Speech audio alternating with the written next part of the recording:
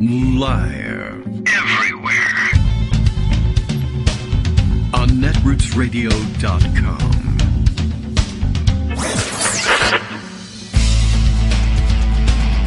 David Waldman. Kagro. In the morning. Now, here's David Waldman. Hey, good morning, everybody. How you doing? It is Thursday, May 18th, 2023. You know what time it is. No, well, I mean, it's 9 o'clock. But, I mean, it's time for another show. That's what we usually say around this time, which is 9 o'clock. And it's true. I don't know what else to tell you about it. Waking up to, gather the news this morning, see what's up, and share it with you. That's actually the charge here. And with no one actually demanding anything of him, he John Shiflett, selflessly tweeting this morning, as has been the case of late almost every day, that the Kagro in the Morning Show is live. Thank you very much for letting everybody on Mastodon. And I don't know if I understand the structure of the whole Fediverse, but does this count as having let the Fediverse? I don't know. I don't even know. I'm just like, I want to use it like it was that bird site that everyone enjoyed for a while before that rich weirdo bought it. And I don't really know how it's all integrated, but I talk, people talk, we all hear each other. That's all there is that's important to me, so I think that's fine. And thank you very much for letting everyone know that we're here, and maybe this brings in a few new listeners. We ought to see if we can't be a little more aggressive about this one of these days. On my part, not you. You're not doing anything wrong here, John. You're not. I haven't provided anybody with any tools to be aggressive with, but Scott's lighting a fire underneath me a little bit and saying, yeah, it's about time you actually maybe gave some thought to growing things a little bit and not simply just, I don't know what the hell are we doing here? I don't know. Doesn't matter. It's not enough. We know that much. Today, on this day in history, John tells us, he likes to add this little feature here. In 1933, yesterday was Norwegian Independence Day, or Constitution Day. And today, 1933, Franklin Delano Roosevelt, he was president at that time. That's what makes it important. Well, Franklin Delano Roosevelt brushed his teeth this morning. He could have done it as president. That wouldn't necessarily make it newsworthy. But what he did was today sign the Tennessee Valley Authority Act. And so thereby bestowing an authority on the Tennessee Valley to, they're generating electricity, but I'm sure there was some other fun authority bestowed on them as well, like the right to, name something super important. Many people discussing this morning, I guess, the developments in Florida. It turns out Ron DeSantis is a super jerk and everyone hates him. What do you know? And, I don't know exactly what's the actual details of it, but Rolling Stone magazine will tell us what's got everybody up in arms, quite rightly. So far this morning is Ron DeSantis just took 2 big steps, this headline reads, to make trans lives illegal. How so? What the hell are you talking about? Well, the thing I've seen mentioned most often is don't host any conventions or bring people down to Florida for any reason, because if you do, you're inviting people who might be, if they are trans individuals, they won't legally be able to, the way this is put, legally be able to use any public restrooms. So, they're going to be rather uncomfortable during the entirety of their stay. Bills signed into law Wednesday, says Rolling Stone, will further restrict trans rights in his state, and there's no telling how far the extremist politician will go, because he doesn't actually care about lives or rights or constitutions or laws or anything like that. So it would be unusual for him to bother taking notice of the actual effects of the things that he thinks inflames the culture wars that are responsible for his rise to prominence. So there you have it. That ain't good. And, we'll see whether the reports are available, because Rolling Stone only will make theirs available for pay, which is as they should. They need to be paid for their work. And I haven't yet paid them. And it's showtime, so we're going to have to just borrow from somebody else. Maybe this is an indication to me that perhaps Greg already knows the story and was prepared to share it with us. It's probably one of his 33 messages lined up today in Skype. I don't think it's a new record, but it's a healthy dose. Good morning, Greg. How are you? Good morning. I have a Florida story, but I'm not sure it's that Florida story. Well, you know what? They're really all the same. I got one on book, aren't they? Okay, let's hear it. Okay, are you ready? We'll get to it. You got something else? Okay. I got 32 other things to talk about. Yeah, that's true. So, it's since you mentioned anniversaries and yes. Thanks to John Shiflett noting things, it's the official start of the 7 Years' War today, terrific. Years ago. Back when George Washington was working for the British because there wasn't a United States yet. Right. He was just the local authority. So we'll get to talk about it for the next Canada, 7 years. Tomorrow we'll say, well, this is the second day of the 7 Years' War. it's 6 years, and we got 6 years and 363 days left, so we get to talk about something every day. That was convenient of them and wise, I think, really, to put a sunset date on the war right from the outset. So you have an exit strategy. You just declare it the 7 Years' War and say, how long will this take? Learn a lot from them. Read the book, sir. Go back and read the founders. They knew what they were doing. Right. Okay. But I wanted to start with, actually, I have a couple or three good pieces here on the CNN town hall, which is still reverberating. Yeah. Okay. This one is from Walter Shapiro. I like Walter Shapiro. First of all, we should note for the record, the Wall Street Journal is getting rid of honorifics, so it's no longer Mr. Trump. It'll be Trump, which is the way it should be. Yeah, sure. However, being old school, Walter Shapiro's moniker on Twitter is Mr. Walter Shapiro. Oh, right. Old school. I always like that. But, he's covered 11 presidents, so, he's entitled. All right. So he has a piece, and because he's been around the block, and because this isn't his first rodeo, right. And he knows all the cliches, but he also has a good sense of history. Yes. It's more important from him than perhaps somebody who's seen one presidential election and thinks they know it all. Oh, right. So his piece is Abolished Live TV Audiences in the 2024 Presidential Race. CNN's shameful town hall was a gift to Trump. Enough is enough. Yeah. And again, I think it's important that journalists say this stuff, not just us who are critics of journalists. Right. Journalists themselves are actually pretty pissed about this. Well, good. They should be. Now, there's two schools. There's the school of yes, you have to cover him. It's just that it shouldn't be this. And the other is, Joe McCarthy actually wound up getting banned from coverage for a while. So there's precedent. I see. Yes, there's precedent for, a lot of stuff. There's precedent for an ex-president. Mm-hmm. So town hall meetings evoke, at least in our country's inherited memory, flinty New Englanders coming together to debate local issues. That's what we do here. They're flinty. Yeah. But when I think flinty, I think New Hampshire. And for good reason. The first town hall was held in Dorchester, Massachusetts in 1633. That's a flinty year. Yeah, they were probably debating the school budget. And they soon became a common feature at towns throughout the Northeast. When Norman Rockwell, then living in Vermont, illustrated freedom of speech in the middle of World War II, he depicted a man in a flannel shirt and a leather jacket standing up to speak at a town hall. Very famous picture. A lot of people use that as their, logo behind when they write. But in the hands of CNN, the words town hall take on an opposite meaning. The made-for-television version last week gave Donald Trump a claque of supporters in the audience who cheered his outrageous lies and laughed at his unrepentant attacks on E. Jean Carroll and never booed, per CNN's wishes. The network's moderator, rising star Caitlin Collins, was not only outmatched by a ranting Trump, but outnumbered by the crowd. On stage, with her desperate fact-check, she seemed as beleaguered as an umpire throwing Aaron Judge out of a ball game at Yankee Stadium in the heat of a pennant race. Television has the power to bring presidential candidates into your living room, but there's no journalistic reason to assemble a studio audience for a candidate interview or debate.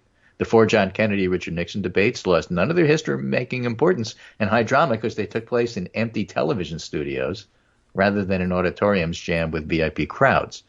But these days, TV production values matter more than serious content. Even when Trump isn't dominating the stage, a cheering audience creates a level of ersatz excitement, whether it's for primetime ratings boosting CNN interview, or a lowbrow, desperately cheerful syndicated quiz show. In other words, too long to read? It's kayfabe. This is wrestling crap. Yes. All right. Fair. Right. So campaign reporters and television interviewers have long been faulted by press critics. Here you see me raising my hand, even though you can't see me raising my hand, for obsessively asking candidates about the latest polls and minor recent news events. There's a high-minded belief structure that ordinary citizens ask far better questions because they're concerned with issues rather than the horse race. The problem with overly lionizing the voice of the common voter is that average citizens often ask questions in open-ended fashion like, what are your views? What are your views on education? Oh, yeah, I have some. Such free-range questions have the downside of letting candidates simply launch word for word into the education section of their stump speech. Journalists may err in stressing topics that won't survive a news cycle, but they're adept at framing questions in a way that make it hard for candidates to easily go on autopilot. Now, Jimmy Carter loved town halls. Bill Clinton loved town meetings since they allowed him to exploit his uncanny ability to project empathy. But when the 2024 campaign gets into its later stages, there's value in watching how candidates for president respond to citizen questions. The way to handle that journalistically is to report on campaign events where the candidate takes unvetted questions from voters. CNN's error, beyond bequeathing TV time to an indicted former president in the first place, was in trying to engineer every single moment of the town meeting to maximize ratings. As a result, it came across to TV viewers as the equivalent of a Trump rally, minus the MAGA signs and the hard rock soundtrack. It was, as Trump might say, rigged. Okay. Absolutely right. And you know, it's an excellent critique. Now, interestingly, yes, The Economist had a parallel piece about sacking Tucker Carlson, putting a dent in Fox News' rating. And they have this really interesting graph to show that Fox was dominating the ratings in the 8 p.m. slot. Yeah. And, for example, when Donald Trump was arraigned, Fox had like 4 times the number of viewers as CNN or MSNBC, which had more than CNN, or Newsmax, which was way at the bottom. Okay. And then less so when Tucker Carlson interviewed Trump. Then when Carlson was sacked, all of a sudden the bottom dropped out on Fox viewers. And instead of dominating, they now are tied with MSNBC on most nights. Oh, yeah. CNN, on the other hand, which was losing to MSNBC and was stuck in third place, spiked for Trump's town hall, but dropped even further afterwards, and basically now is tied to Newsmax. Wow. All right. Well, so CNN really does. That suck. is surprising. And I was going just to say it wasn't. The viewers say so, not me. All right. Yeah. I mean, quite honestly, to see CNN below Newsmax at any point is it's pretty amazing. troublesome. So in that context, CNN Business on their website, the written part. Yeah.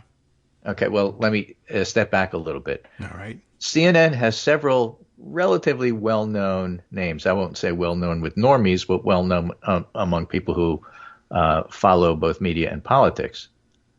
Okay. And, one of them is Jake Tapper, who sucked up to Chris Licht, his boss, and said, things like, this John Durham report is devastating to the FBI and absolutely exonerates Trump, which was ridiculous. There's other famous people like Brian Stelter, who's the media critic, who's fired by CNN. And then there's Oliver Darcy, the remaining CNN critic, who was called into Chris Licht's office for being critical of the boss.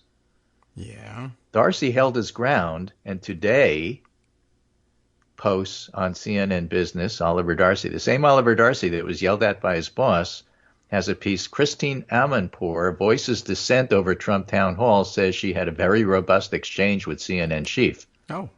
So after being called on the carpet by Chris Licht for, not supporting the boss's point of view, he interviews somebody who doesn't support the boss's point of view. All right. Which is about as big an FU you can have in corporate, world. Okay. Yeah. So I love it. Sounds good. Brian Stelter said Oliver Darcy really is pretty fearless. So, here it is. Okay. Now, Amanpour has a lot of amazing things to say. She said that she had met with CNN boss Chris Licht this week. The two had a robust exchange of views. She came out of the meeting and told Columbia Journalism School graduates she had not been moved. I see. I still respectfully disagree with allowing Donald Trump to appear in that format, she said, contending the American people had demonstrated with their votes in the last 3 elections they're well aware of his behavior. I would have dropped the mic at nasty person, but that's me. Because yes, right. Oh, Trump called Caitlin Collins a nasty person for fact-checking him. For hosting him. You're so nasty for giving me exactly what I want. Right. Inside CNN, Amanpour is far from alone in her views. In private, the town hall has been widely criticized by employees at all levels across the organization. This is Oliver Darcy writing after Chris Licht told him, I don't like that. Some of these employees believe that Trump wasn't worthy of a town hall platform after leading the insurrection, and others believe it was a worthy endeavor to confront him, but that the event was poorly executed. Hey, that's what I said. Half of the reporters think it was okay, but not this way, and the others said, why do it at all? Right. Ahead of Amanpour's address, Licht sent a note to the network's global workforce of more than 4,000 employees, praising the anchor for the rare and exceptional honor and encouraging them to tune in. During the address, Amanpour acknowledged the press still hasn't figured out how to grapple with Trump, who's abused media platforms to spread dangerous disinformation. And here's the quote: maybe we should revert back to the newspaper editors and TV chiefs of the 1950s who in the end refused to allow McCarthyism on their pages. Unless his foul lies, his witch hunts, and his rants reach the basic evidence level required in court, his influence gradually decreased with all but his fervent colleagues in cults. Cults is the right word because Trump runs a cult, and we're going to have a piece on that later, too. Okay. I'm prepared for that. Right? So maybe less is more, she said. Maybe live isn't always right. Some of the very best and even most fiery, compelling interviews are in fact taped and edited, not to change the context or the truth, but to edit for filibuster and stream of disinformation. Okay. Yeah. The award-winning anchor also described the raucous town hall audience as part of the problem. It was CNN's venue, she contended, and shouldn't have allowed for the jeering and cheering. All right. Now, Yeah. Licht conceded the execution was lacking a little, she said, and he assured her that we will not witness the same appalling behavior in future town halls. Now, Amanpour defended CNN as an institution and implored people to give him a chance, but she spoke about her decades-long career and how it informed her belief that journalists have to provide the public clear-eyed coverage. Be truthful, not neutral, she said. Both sidesism isn't always objectivity. It doesn't get you the truth. Drawing false, moral, or factual equivalence is neither objective or truthful. Objectivity is our golden rule, and it is in weighing all the sides and hearing all the evidence, but it's not rushing to equate them when there's no equating. That's what you do with climate change deniers. Yeah. You know, if it's 99-1, you don't have one of each to show that things are equal. John Oliver had a great segment on that a couple of years back. Where he said, well, people say you should have equal time. So here's our climate denier. And then one by one, he brought in like 99 people who said climate change is real. He said, here's your equal time. And the point is, having one from each side isn't neutral. Right. Yeah, well, I mean, we've learned that lesson. Well, but we having a long time 99 ago, yes, on one side and one on the other isn't neutral either. You're not supposed to be neutral. You're supposed to be truthful. Okay. It's a 100% connection, Well, Amanpour said, between a robust, independent, free and fair press and a functioning democracy in the advance of human rights and justice. Right? And Amanpour said the angry debates over COVID-19 vaccines in the 2020 election are proof that Americans now have difficulty believing basic facts. It's the job of the press to cut through the noise and summon the public back to reality. I refuse anymore to say or concede that we live in a post-truth world because that's lazy and it's ultimately a self-fulfilling prophecy. Amanpour said we need to seek to provide and defend the truth. I'm with her. I'm old school. I think Tim Russert wouldn't have put up with this crap. Oh. I think Tim Russert would have shown Trump clips of what he said and said, but that's not what you said. Oh, yes. They don't do that anymore. You know, you're a very nasty person showing me these clips. Well, here is you being nasty since you brought that up. Here's this one, this one, this one, this one, and this one. Just what I expect from communist correspondents like you. Nasty, nasty people. Yeah. Well, I mean, it would have been good to see. Rather than, we'll move on to the next topic. Right. But that, Yeah. And that's all the time we have for this. Right. That kind of journalism is just simply not doing it. It's just not. Okay. Yes, that's true. I agree. And now what do we do? I don't know. I'll have to buy CNN, I guess. We do other things, right? We can crowdfund it. Everyone give me $5. I'll go do it. So let's talk then a little bit about elections. We just had one on Tuesday. And Taniel, our friend Taniel, sums up some things we may have missed when we did our coverage yesterday, the day after the election. Yes, usually something we don't get. We covered who won, but he puts it in context. All right. So what happened today, he wrote yesterday. What did happen? Democrats defended the PA House, the Pennsylvania House of Representatives. Kentucky's Secretary of State defeated an election denier on the Republican side. Sounds good. And Kentucky's Republican Cameron to face Bashir. So the less crazy person will face a very popular Andy Bashir, Kentucky governor, Democrat in a Republican state. GOP loses its biggest city, Jacksonville, and Colorado Springs. We covered that one. Mm-hmm, right. Pittsburgh left soars and defeats a local DA. Chantel Parker won in Philly, who's a moderate, and Helen Jim loses. We covered that. And a Mastriano candidate loses for the Pennsylvania Supreme Court. We missed that one, but that's all good, and it's in context. Yeah, all right, good. I'm glad to hear it. I didn't realize he had his own wing of the party. So basically, it was a pretty good day for Democrats. And one of the things that needs to be pointed out, and Aaron Blake does point out, Republicans keep having bad elections. Yes, repeatedly. And, I'm sure it'll get better if they just beat someone else up.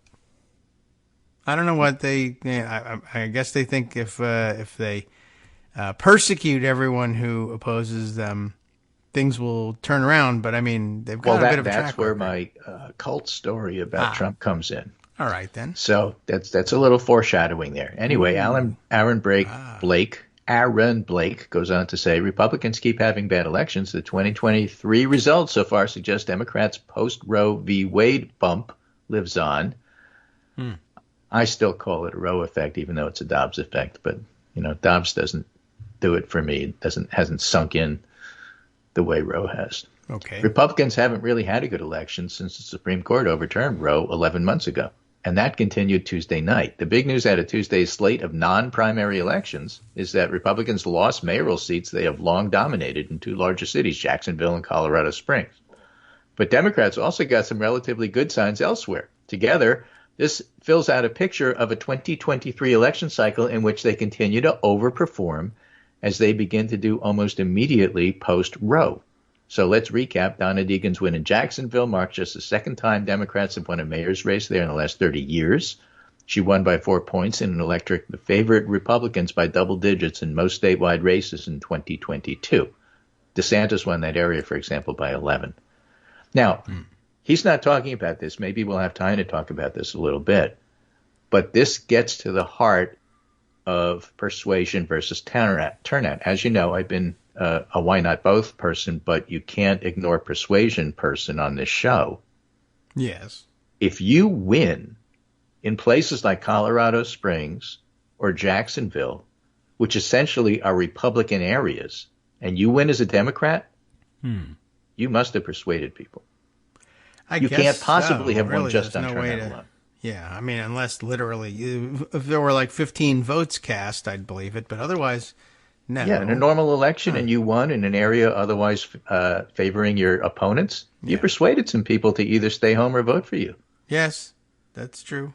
So persuasion has value, is my point.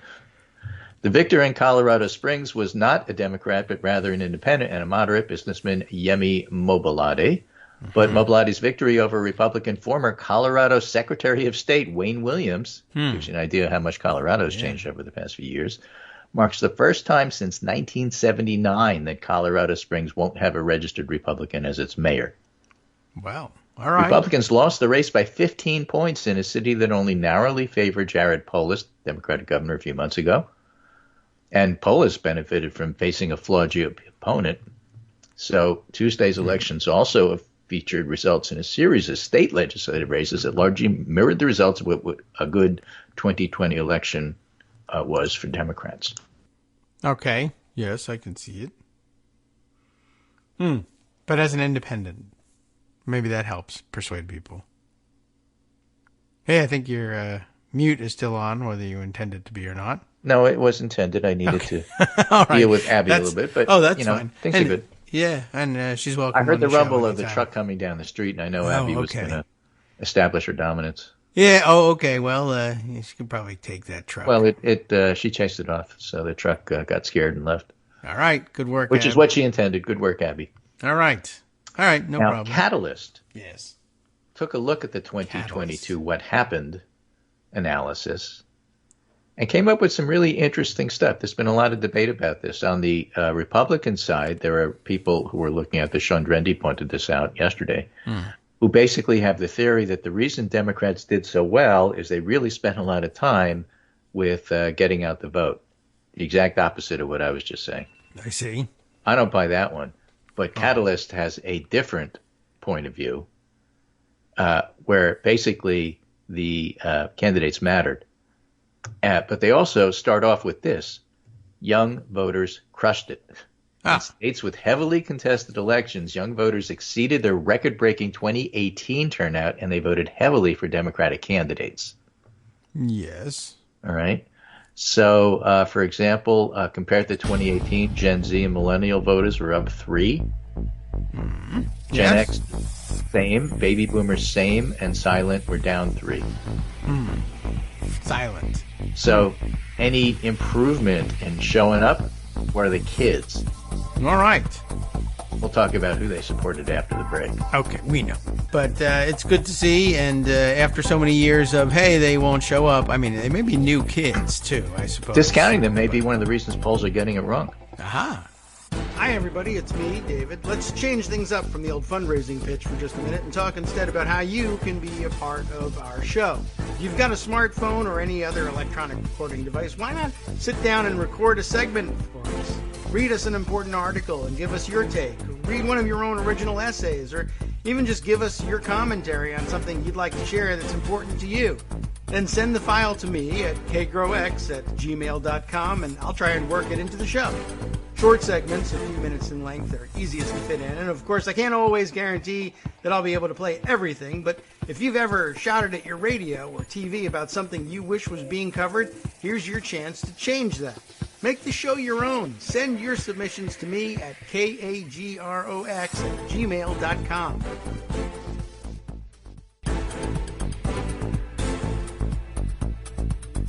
All right, welcome back now to the Kagro in the Morning Show here on Netroots Radio. Segment 2 begins, I guess now. And I don't know. Let's do it. I feel like I need you hear me now? segment 2 music or something. It's the same music as usual. Yeah, I can hear you. Okay, Abby, well, you I wanna won't come say on the here? same thing. But All right, I then. will say Yes. that in looking at Catalyst data, we were looking at yes. national House data. Sometimes House it's a little data. different for the Senate and governor local races. Mm-hmm. And in this case, interestingly enough, for the national House data, it was a slightly more Republican environment overall. Okay. Okay. Nationally, the Republicans were 3 points better in 2022 rather than 2020. This is going to sound familiar. Okay. A lot of 20s. Yeah. If Republicans did better in terms of turnout in 2022, but still did worse than expected, that means, okay, ellipsis, this is where you fill in the blank. No. I don't know. If there's more Republicans but Democrats won anyway, it means Republicans either stayed home or got persuaded. Yes. All right, excellent. I'm back. That's what happened nationally. Came But out of in the the Senate cloud. and governor, highly contested races, actually, compared to 2022, it was more favorable to Democrats All right. by a point, Well, good. right? Should be. And across the board, Gen Z, millennials, Gen X, baby boomers, all were 1 point more Democratic than in the presidential election in 2020, and the silents were 2 points more. So when you have crappy candidates running for Republicans in closely contested elections, people show up and they voted Democratic, and that was persuasion.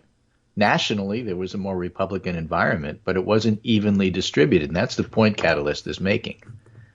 Normally, midterm elections show uniform movement nationally. This was not a normal midterm. In heavily contested states, the electorate was more Democratic, but in less contested states, it was more Republican. So, if you have a big Republican contingent in Florida and Texas and narrow Democratic wins in, let's say, Pennsylvania and Rhode Island, for the sake of argument, then overall Republican, showing up is going to be up.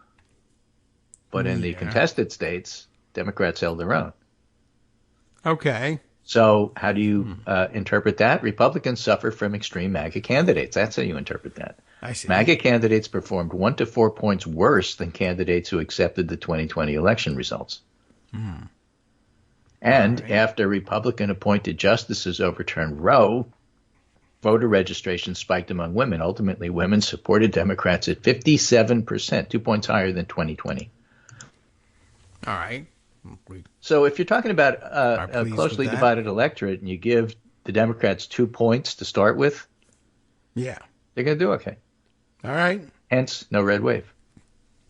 Right. We definitely remember that. Oh, by the way, public opinion on abortion saw big shifts. So in heavily contested races, Democrats largely retain their multiracial, multi-generational winning coalition from 2020. And what does it mean for 2024? Voting is habitual, so high turnout elections mean more people are likely to vote. But high turnout is no guarantee Democrats will win elections. The last few national elections have seen high turnout and razor-thin majorities. So, when you step back and look at things, candidates matter, persuasion matters. If Republicans continue to do the Kari Lake thing and renominate election deniers, they're going to lose again. All right. Well, I mean, that doesn't mean they will. They're getting smart about it. In Kentucky, for example, they did a little better about not doing that, but they still have, work to do. But what we're looking for are competitive elections among like normal Republicans and Democrats. That would actually be ideal, even if the Republican wins. As much as I hate to say that, but you get Brian Kemp, you don't get Kari Lake. To me, that's an improvement. I'd rather have a Democrat, don't get me wrong. Yeah, of course. But if I have to lose to a Republican, I'd rather lose to Brian Kemp than Kari Lake. I guess, although he's no angel. We'll say that. Yeah. Well, it's bad, but that's up to the electorate to decide. That's the whole point of elections. Yeah, although, I sure remember the beginning of his career as governor there was some question about whether or not he was really getting the support he was claiming. Yeah. Or whether it was... There are issues. There's always issues with Republicans. By himself. Why they're pulling out of the ERIC, the consortium, to make sure that voting is fair. Right. They don't like it when a lot of people vote. All of those issues remain. I'm not voting for Kemp. I'm just saying that if I lose, I'd rather lose to him than Kari Lake, who's an authoritarian, basically Nazi. Yes. Brian Kemp still occasionally says, well, I'll bend the rules, but I want to follow Trump the rules. claiming that Georgia won. Yeah. Right. In the end, he's they're better different than Kemp. Kari Lake and Doug Mastriano. No doubt about it. It's a continuum. Sure. Just no one should get the idea that Kemp's a good guy. He's just not as overtly insane as Kari Lake. Yeah. He may be hiding it Trumpy, well. That's if possible. you wish. Yeah. And when push comes to shove, standing up for institutions, if you're an institutionalist like Mitch McConnell, it's important. And I'll take that over a Kevin McCarthy who really didn't care about institutions. I guess so. Both horrific in their own way. Yeah, but one you can work with. I guess so.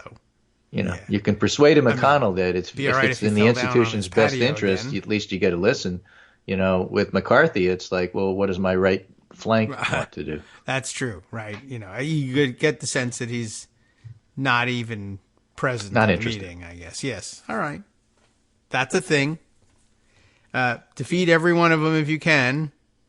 And, it was actually an interesting picture. I don't know where it was taken, but it had all the present and former speakers in the picture. Oh, all right. Save one. Well, yeah. Is he in jail? No, but it was within 100 yards of his school, so I don't think he was allowed. Okay. That's why it was funny. Yeah. I guess that would be Dennis Hastert, of course. Yeah, right. Have all your. But Paul Ryan was there, schools. and Kevin McCarthy, and of course the GOAT, Speaker Pelosi. Yeah. And Hastert wasn't there. Oh, okay. Boehner was there. Right. Glass of wine, maybe. Yeah, exactly. And a cigarette. Right. So the interesting piece that pulls the whole election info and puts it in perspective is this piece in Political Magazine. Very long piece, but interesting one by Julia Azari, political scientist. All right.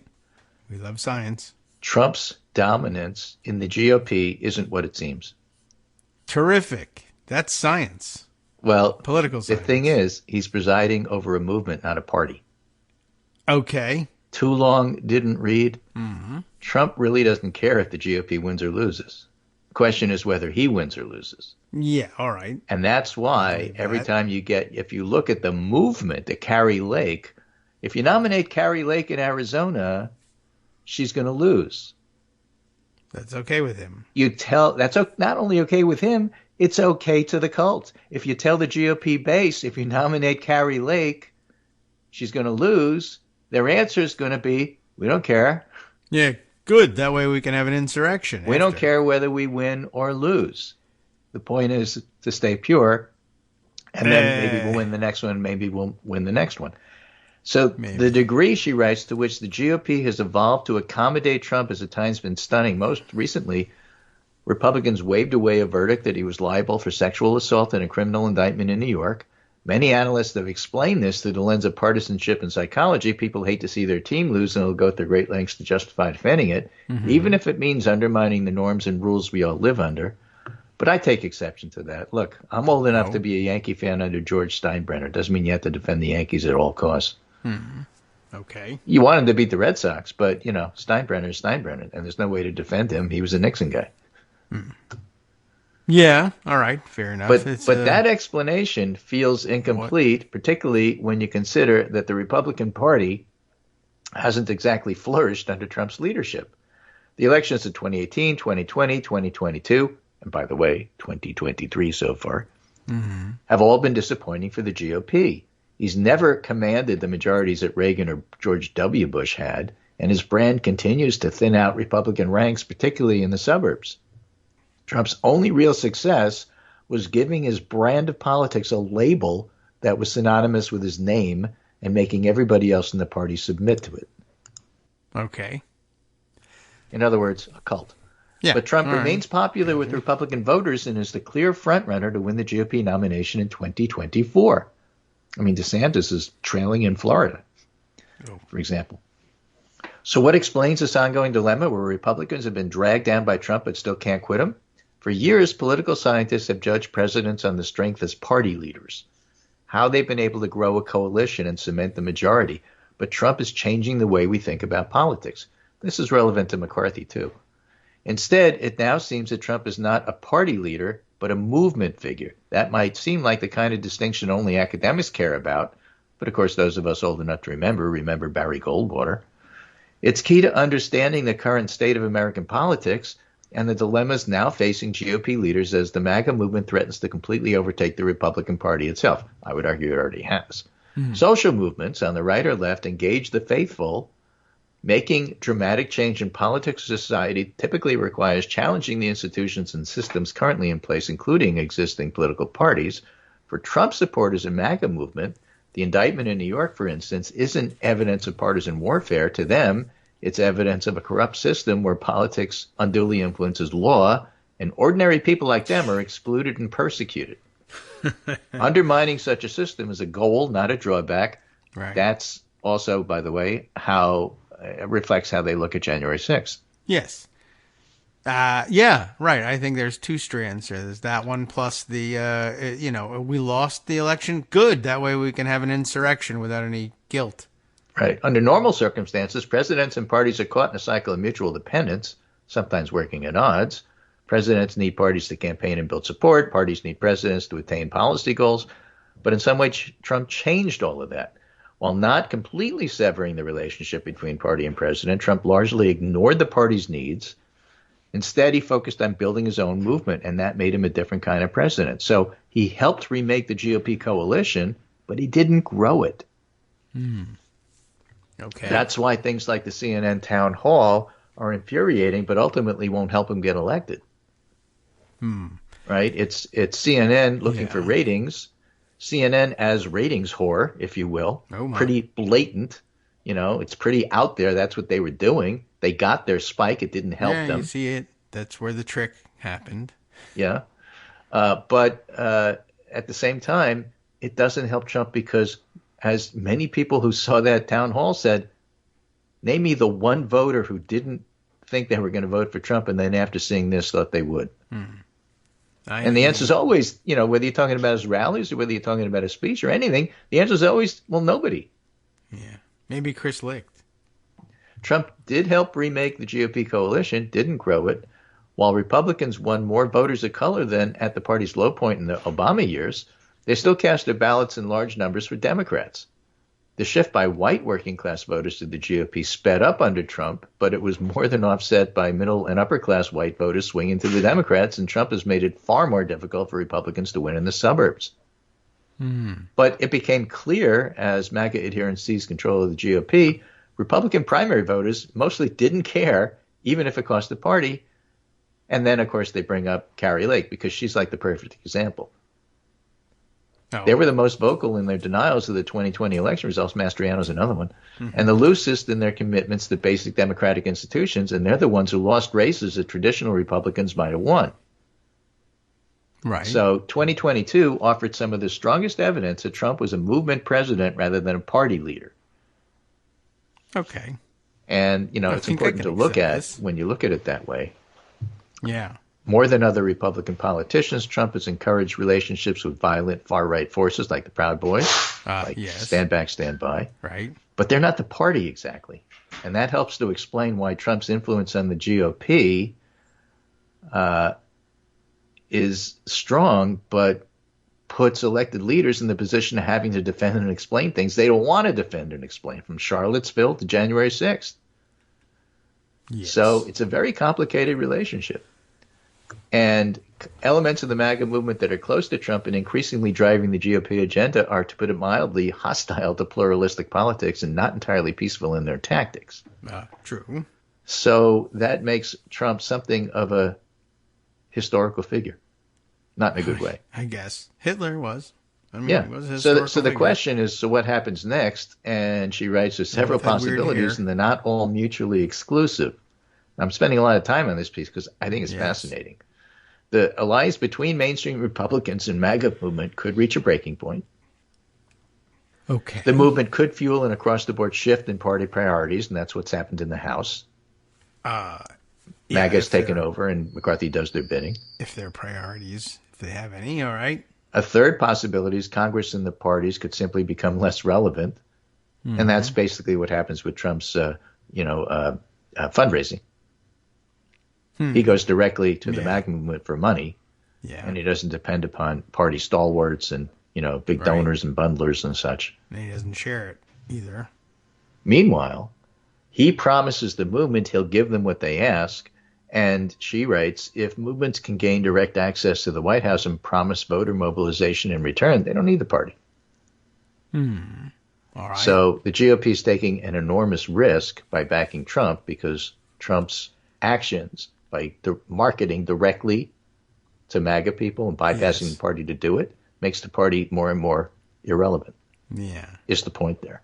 And there's no real guarantee that any other future Republican-ish, whatever, candidates can do that. So you could end up with a collapsed party, and the only way that someone can run as a Republican is to be a cult leader, and no one's So what happens is like if him. somebody like that wins, they basically do what the cult wants, and they're not really interested in getting anything done that the rest of the party wants. Yeah, well. So, Trump might prioritize actually building a wall and going after immigration and nothing else, and forget about lower taxes. And forget about, scuttling Social Security and Medicare. In other words, the wet dream of the industrialists who fund the Republican Party could be dead. True. And that's why there's a lot of ambivalence on the big donors as to who they're going to support, DeSantis or Trump or whatever. I could see that. Meanwhile, at the same time, the focus on building the wall is in Trump's hands, and Trump is terrible at things. I mean, I would argue he did that the first time around and still blew. He'll always find excuses for not getting it done. But, the point is that what he's doing is promising, his constituents, which he doesn't see as the Republican Party. In the first time. What it is that they want. Yeah. All right. I mean, I guess to the extent that there was still a mechanism in place to try and implement the rest of the normal-ish Republican agenda, and some of it did happen, and Trump didn't object to it. But yeah, I think he amply demonstrated in his term in office that he was going to emphasize, at least rhetorically emphasize, his own particular cultish interests and failed to get them done because he's an incompetent idiot. So, I mean, hopefully he stays incompetent enough to just simply lose the election outright. All right. Well, very interesting. That's true. That's a different way of looking at things. And, it lowers your expectations. I guess. For what you expect from the Republican Party. Yes, that's true. I see what you mean. And that's helpful because it's not like, well, where are the Republicans? Why aren't they standing up? What Republicans? Right. The never-Trumpers are going to take back the party. Well, no, they're not. No.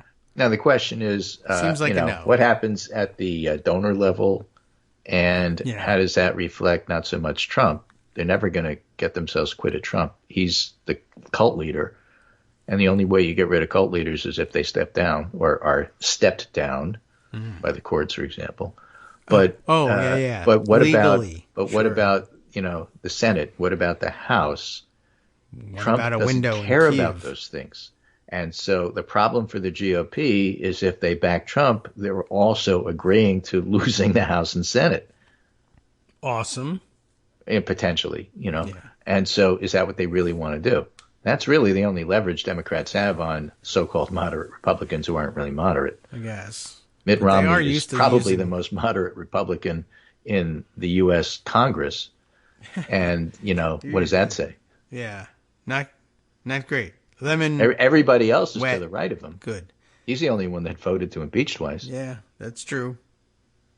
All right. Well, I mean, they are used to being, structurally speaking, they're used to being in the minority in Congress. So maybe they're just used to it and they don't mind so much. Well, I don't know that they are. All these younger people never really served all that long in the minority. Well, that's true. But they served as though they were a minority. Isn't it? They govern like are incapable of getting anything done. Yeah. I mean, they'll even people with experience now where there's a Republican majority in the House will come away not with the impression that they can get things done and pass legislation, but rather that everything is posturing and everything's a messaging bill. I know it's scary and we got through it, but in the W years, he had Republican House and Republican Senate. That is true. They have, and we got Terry Schiavo out of it, but the point is, Trump doesn't have that and doesn't care to have that. Yeah. And that's an eternity ago in political terms. So, yeah, I don't know. I mean, I think all there's your a whole kids can go generation look up Terry Schiavo. Republicans that, there's always been a large contingent of the Republicans in Congress who aren't there to govern. But they were semi-forced to try to do it during the W years. And that was always the big question, too. Well, now he's won he narrowly won the election. You remember the 2000 election. That one was a little bit close, as I recall. Yep. And, of course, then the message from the punditry was, well, he'll have to tack left to the center in order to govern from the center because of how narrow the victory was. And he too refused to do it, as did Republicans in Congress, and there wasn't a tremendous amount. But it wasn't clear he done. was succeeding though. But then 9/11 happened, and that changed everything. Yeah, that's true. I mean, minus that, he was not especially popular before 9/11. No, and nothing will increase your popularity like looking the other way and allowing the largest terrorist attack ever to be launched against Americans on American soil, and then then say, "Well, now I'm ground going to do zero," something. And America needed him to do that, which is the same reason why they trusted Rudy Giuliani for a few months. Yeah, right. It's a weird dynamic, but looking back on it, like objectively, that wasn't a great way to gain the trust of Americans. We'll keep you safe. Oh, well, meh on that.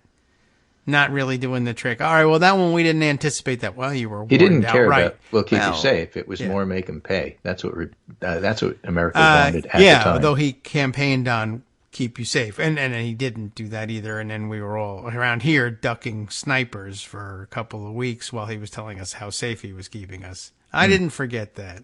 Right.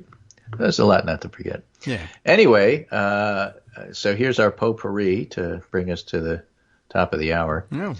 A new piece by Jill Lawrence in the Bulwark, which I don't even think I sent you, but if I did, it's all the way at the end. I just there it mentally, is, all the way at the end. Astrally project to the Bulwark every day. Yes. 13 ways of looking at Kamala Harris. Is it 13? time to reset how you think about the vice president?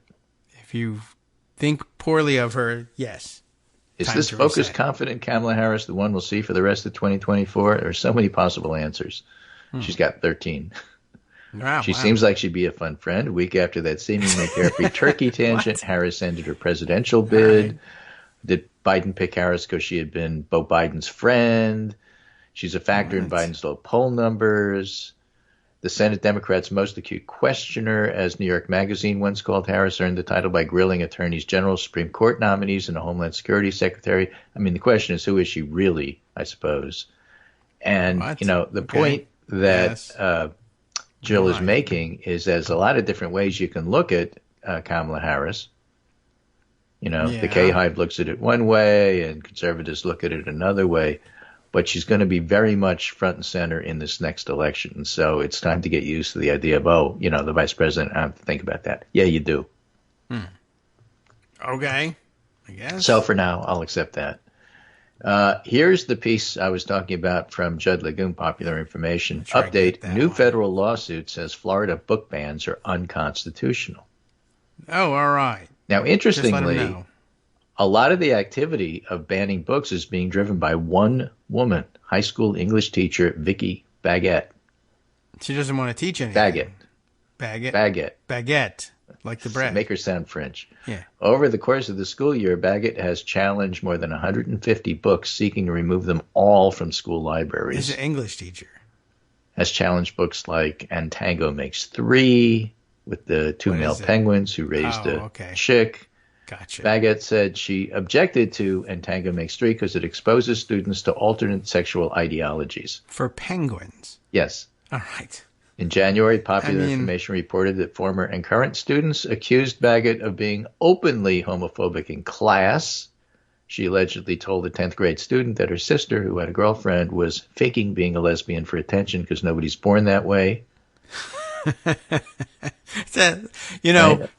How about the curriculum, lady? Well, you want to teach him something, maybe? Talk about a book. A materials review committee, which included a librarian, administrator, an elementary teacher, an elementary parent, and a community member, voted 5-0 to keep And Tango Makes Three. 5-0. Right? Many of the students in our district have same-sex parents. Yeah. Baguette appealed the decision to the Escambia County School Board, arguing it was imperative to ban it to protect students' innocence, and the school board agreed by a 3-2 vote. Wow. Got rid of it. All but on Wednesday, the Escambia County School Board was sued in federal court. The lawsuit filed by Penguin Random House, 5 authors, 2 parents of children affected by the bans, and the nonprofit group PEN America. Yeah, not a penguin. That's the publishing house penguin, right? Got it. No, I think it was an actual penguin. There's also like an amicus gay brief penguin. There. Okay. Alleges that the school board's actions violate the United States Constitution. The amicus suit was also joined by Flaco, the Central Park owl, who is really into freedom. The lawsuit alleges that the school board banned and restricted books based on their disagreement with the ideas expressed in those books. In so doing, the school board has prescribed an orthodoxy of opinion that violates the First and 14th Amendments. All right. So it's an interesting, different approach.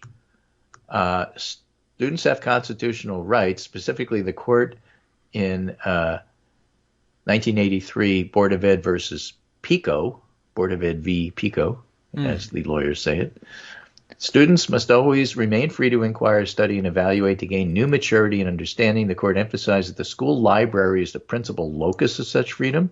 The school library is the place where a student can literally explore the unknown and discover areas of interest and thought not covered by the prescribed curriculum.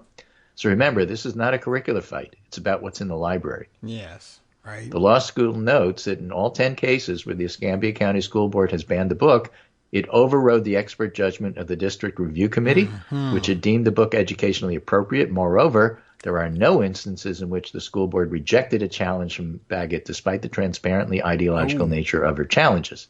Instead, the school board has consistently acceded to and ratified Baggett's blatantly political and message-based objections. Also, suit alleges that the book bans in Escambia County violate the 14th Amendment because the books being singled out for possible removal are disproportionately books by non-white or LGBTQ authors, or which address topics related to race or LGBTQ identity.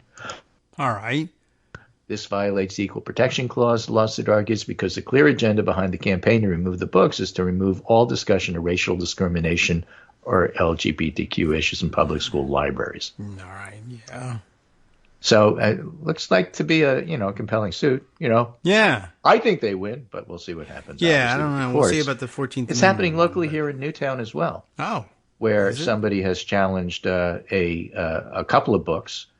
And there's a 4-3 Republican majority on the school board as of the last election. Okay. And one Republican member was absent, so the board deadlocked 3-3. Oh. Which is ominous for what happens next. And the Democratic Town Committee is basically saying Republicans are book banners. And you should think about that for the next election, which is going to be a presidential election, and you're going to lose your majority on the school board. All right. So, don't it's politics, but the politicians, or even locally, are doing what politicians need to do, which is brand the Republican Party as the party of book burner. Well, that's what they are. Okay. Sounds accurate. Well, and now, and by the way, you could also get sued.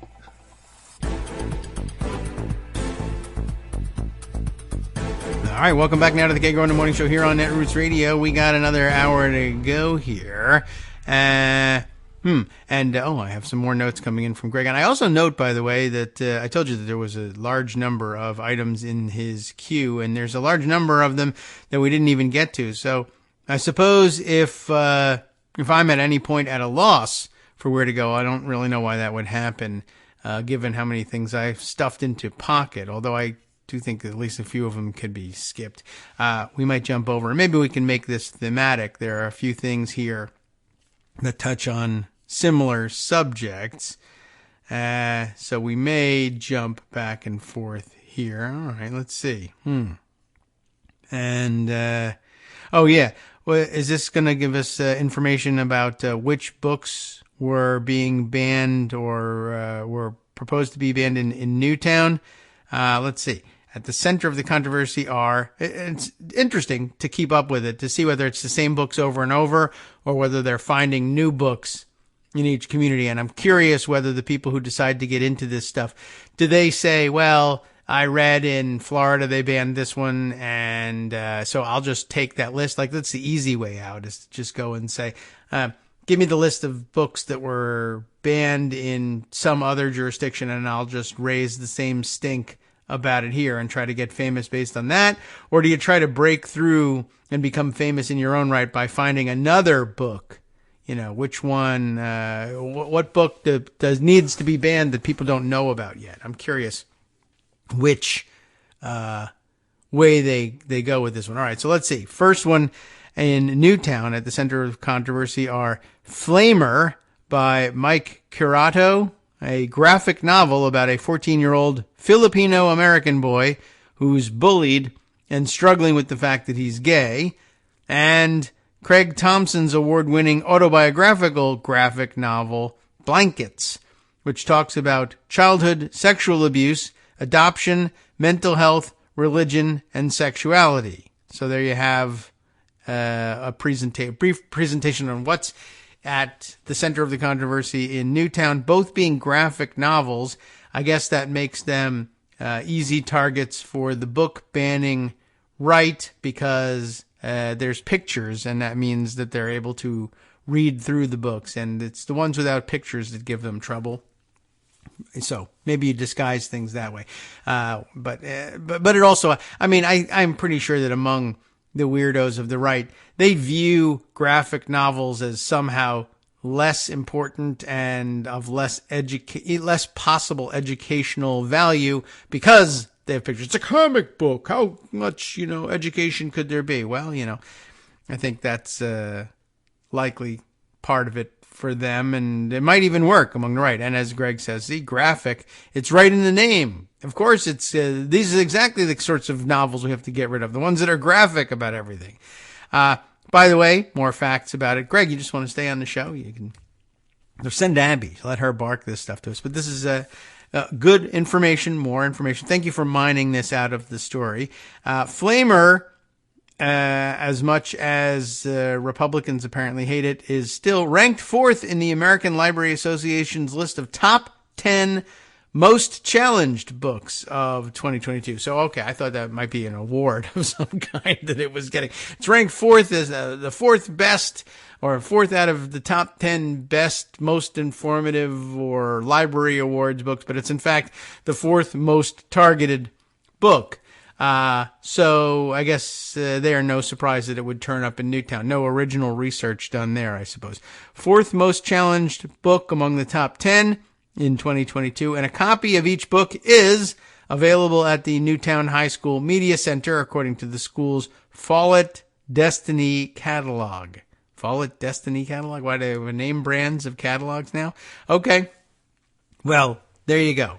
Very helpful and interesting at that. And all right. So it's a good question about how much research the banners are doing. It doesn't sound like they're people who are into research and inquiry in the first place. Anyway, all right, switching gears, or rather sources, we head over to Pocket and a few things that we ought to catch up on. Here's an interesting bit of international news that has a procedural bent that Scott sent to me this morning. We take you now live to Quito, Ecuador, where, no, we're not really going there live, but where Ecuador's president, embattled president, I guess you could say, was, I suppose, facing an impeachment threat by the country's national legislature. And he's found a novel way. Well, I mean, it was spelled out in their constitution. He didn't invent it, but a novel to us, I suppose, and routine maybe to them, or they already knew about it. I don't know. I don't know how often it happens, but a way of avoiding that I'm sure Trump wishes he had access to here in the United States. Ecuador's president, facing looming impeachment vote, dissolves the country's National Assembly, according to CNN. But you know how they're doing over there at CNN these days. So yeah, we have some questions, but not same questions necessarily, about writers Marlon Sorto, Stefano Pozzebon, Claudia Rebaza, Tara John, and Sahar Akbarzai.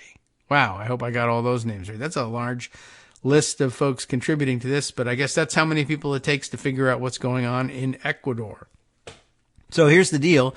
Just, procedure buffs can get a taste of what it might be like in another country and decide whether or not this is a mechanism that makes good sense if you were designing a constitution from the ground up. It's really interesting in that you'd think, well, that's a terrible power to give somebody, right? If the legislature is about to impeach you, you have the right to dissolve the parliament. Well, it's a trade-off. It actually sounds like it's not nearly as one-sided as it sounded. In fact, the name for it apparently makes it clear right from the get-go that it's a little more, I mean, it's an extreme measure, but it's got its own check and balance built in. More important even than that is that the president of Ecuador is named Lasso, like Ted, except not Ted.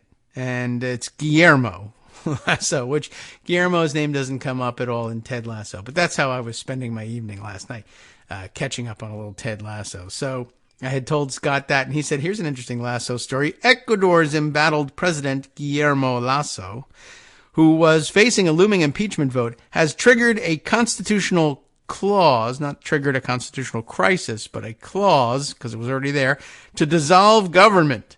A politically fraught move, it sounds like it, that could spark protests with the country already tackling a fragile security situation. The Ecuadorian leader invoked a procedure known as, how do you like this for a procedure that you would invoke? Would you invoke a procedure known as mutual death?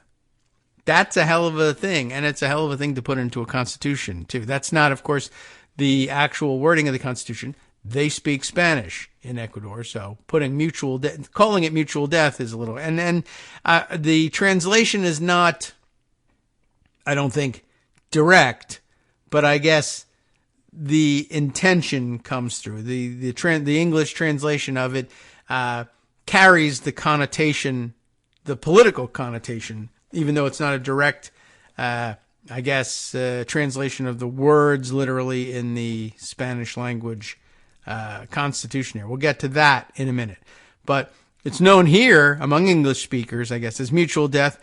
And here's what it does. The opposition-led National Assembly will be dissolved, but snap elections will be called, according to a decree published on the website of the presidency. So basically what it means is, yes, I can dissolve the national legislature, but at the same time, that means that there will be elections within 90 days, both for the legislature and for the presidency. That's the mutual death part. So it's an extreme power to be able to wield and just put an end to the impeachment process, but it also means that within 90 days, the entire country gets to go to presumably the entire country gets to go to the polls and vote for a new president if they want. Of course, I guess, I don't know whether he's allowed to stand for re-election in this, probably.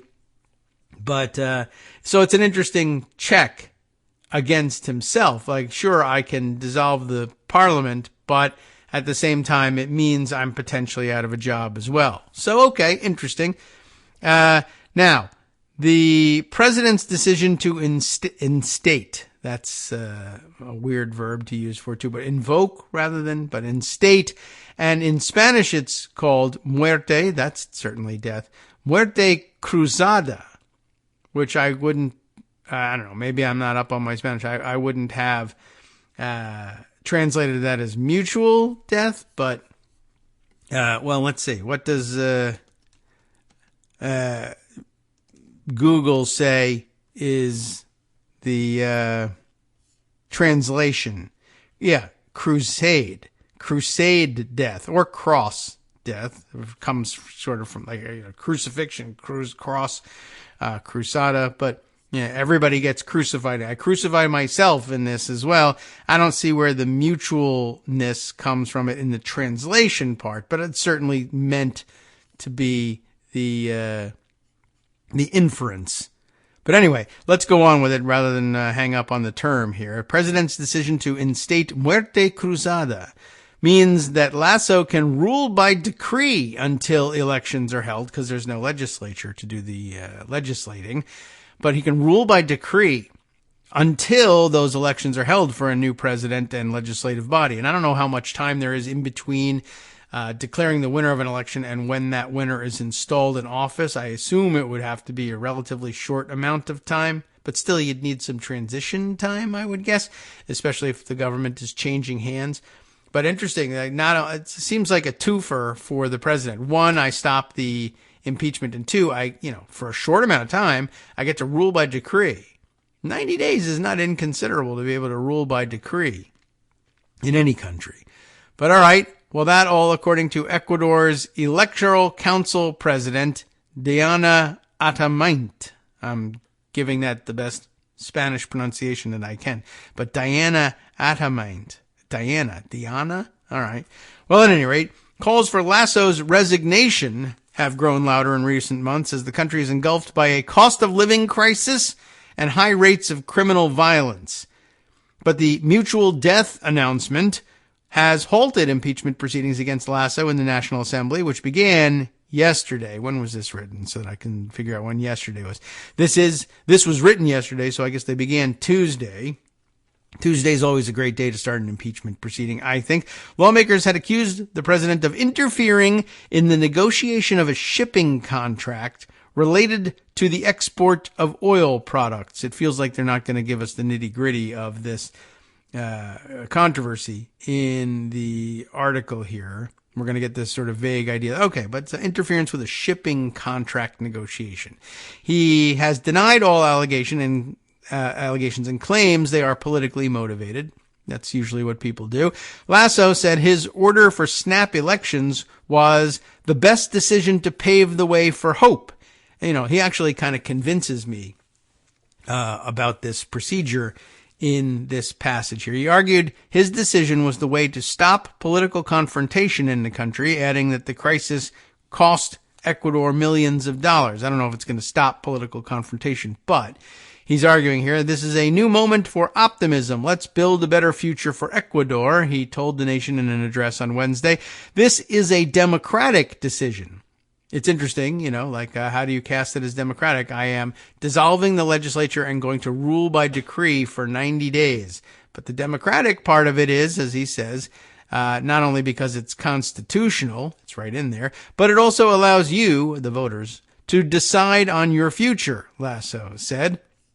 Former Ecuadorian President Rafael Correa, who is a left-wing opposition leader, said on Twitter, still on Twitter, really, that Lasso's move was illegal, which it's not clear why, but also a great opportunity to get rid of Lasso, his government, and his rented assembly members, as he says, and recover the country.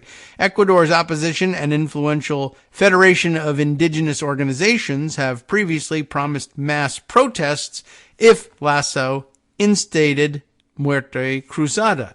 He's now done it, and we'll see whether they're true to their word or whether they start organizing for the elections instead, or both, I guess. Lasso is besieged by high-profile corruption scandals, criminal investigations, an impeachment process, a crumbling security situation, and record-low approval ratings. This, not Guillermo, but Guillaume Long, a former foreign minister for Ecuador in Correa's government, told CNN. The dissolution of Ecuador's Congress is a reckless move from a debilitated and discredited president. Maybe so, but I guess he's not necessarily long for the job. Members of Ecuador's national police were seen standing guard outside the building that houses the country's National Assembly after Lasso's announcement. The police said it was guarding the facilities to guarantee citizens' safety and public order. Maybe. Or maybe they were just trying to keep the dissolved members of the members of the dissolved parliament from out of the building. Ecuador's chief of the Joint Command of the Armed Forces, Nelson Proano, told Ecuadorian citizens that Lasso's decision was constitutional and should be respected. This country will not accept any attempt to disrupt the constitutional order and democracy through violence, he added. And doing better than we are. It's normal for the armed forces and police, apparently, in South American countries to give a statement of support to a current government in crisis to prevent coup rumors. I think that actually makes a good deal of sense in the historical context. The president has seen his political capital recede in recent months. On Sunday, opposition lawmaker Virgilio, Saquicela, is my best shot at that, Virgilio Saquicela, was re-elected as president of the assembly with 96 votes, while Lasso's coalition holds 25 seats in the chamber. So it does sound like he's in a little bit of trouble. A scenario that could give the opposition a chance to get enough votes to approve the impeachment. That being the case, I guess, he said, well, rather than risk it with impeachment, we'll just call snap elections instead. Will Freeman, a fellow at the Council on Foreign Relations, said the application of Muerte Cruzada would absolutely cause instability. I mean, it'll cause a lot of questioning of what comes next. But since what comes next is elections, I don't know that it necessarily leads to instability, but Will probably knows better than I do. Lasso is too unpopular to benefit from the impression that he's overriding checks and balances to finally get something done, he told CNN before the announcement on Wednesday. I guess the idea, he's dismissing the idea that he might be able to get something done while ruling by decree during the 90 days that would make him popular enough that people would return him to office. But it does sound to me like he's sort of resigned to the fact that his presidency is over. He just didn't want it to happen by impeachment. He'd rather just simply stand for election and lose. But what do I know? I know nothing about Guillermo Lasso. But, well, we're learning now. An interesting decorating scheme, by the way, in the National Assembly there. A lot of, I guess, probably Ecuadorian artwork adorning the walls of the chamber itself. You should have a look. Take a look at the article if you can, following the link in Scott's roundup of what was discussed each day, posted in the afternoons. And you should see it.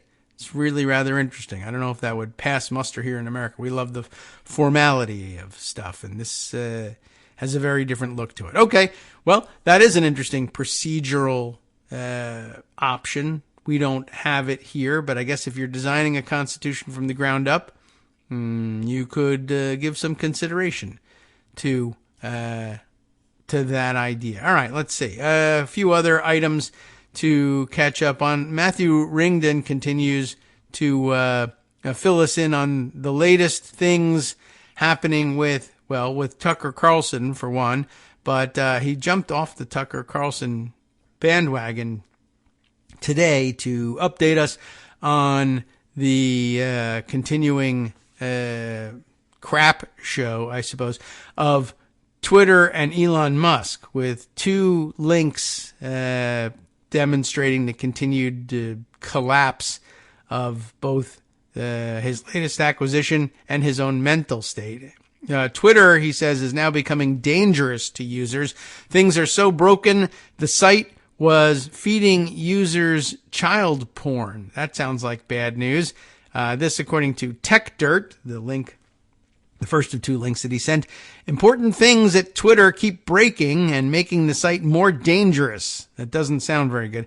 It turns out that if you fire basically all of the competent trust and safety people at your website, you end up with a site that is neither trustworthy nor safe. That does make sense.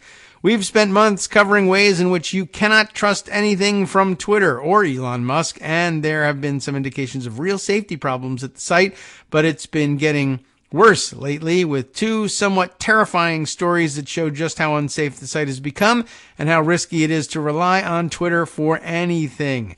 First, former head of trust and safety at Twitter, Yoel Roth, we hear from him from time to time, a few weeks after he quit, said that if protected tweets stop working, run. I guess he knows something about what's connected to all of that. Basically, when core security features break down, it's time to get the hell out of there. Protected tweets do still seem to kind of be working, but a related feature, Twitter's Circles, which lets you tweet to just a smaller audience, broke. Back in February, some people noticed that it was glitching in ways that were concerning, including a few reports that some things that were supposedly posted to a circle were viewable publicly, but there weren't many details. However, in early April, such reports became widespread, with further reports of nude imagery that people thought was being shared privately and probably shouldn't be shared at all, among a smaller group being available publicly. Twitter said nothing for a while before finally admitting earlier this month that there was a security incident that may have exposed some of those supposed to be private tweets, though it appears to have only sent an admission to some users via email rather than publicly commenting on it. The second incident is a lot more concerning, or it's perhaps more concerning. Last week, some users discovered that Twitter's search autocomplete was recommending absolutely horrific stuff, including potential child sex abuse material and animal torture videos. That one I heard about. Yikes.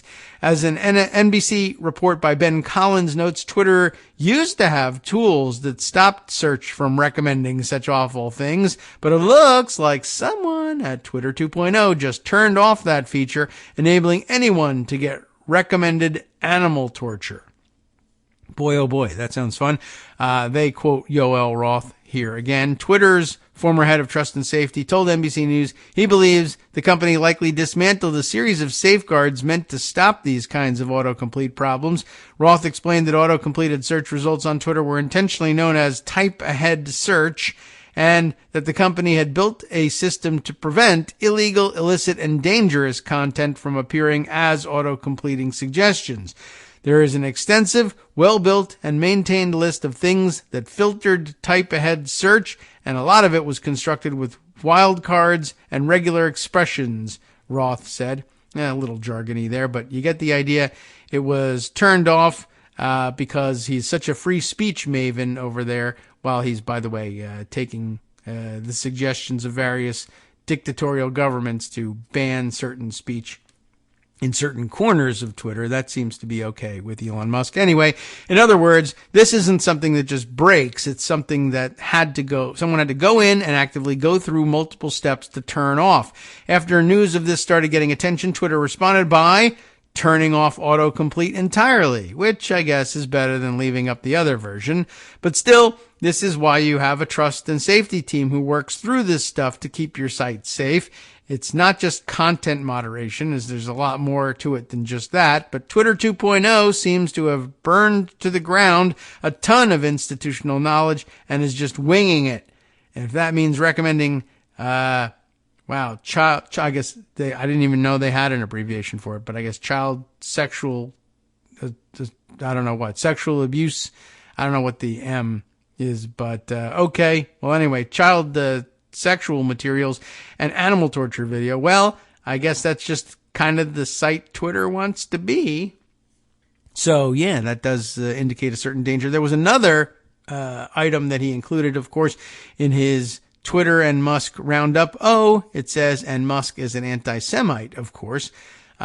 Sure, naturally. Let's see what proof there is of that at this current moment. Here's one. Elon Musk, quote, "I'll say what I want, and if the consequence of that is losing money, so be it." Excellent. Now, if we could make the consequence of it transferring that money directly to you and me, that would be even better. Reported here from CNBC, Mike Kalia. There's some bullet points. Do we want to do it as bullet points? That's just a short read here. Let's get right to it. Elon Musk told CNBC's David Faber on Tuesday that he doesn't care if his inflammatory tweets scare away potential Tesla buyers or Twitter advertisers. "I'll say what I want, and if the consequence of that is losing money, so be it," said Musk, who owns Twitter.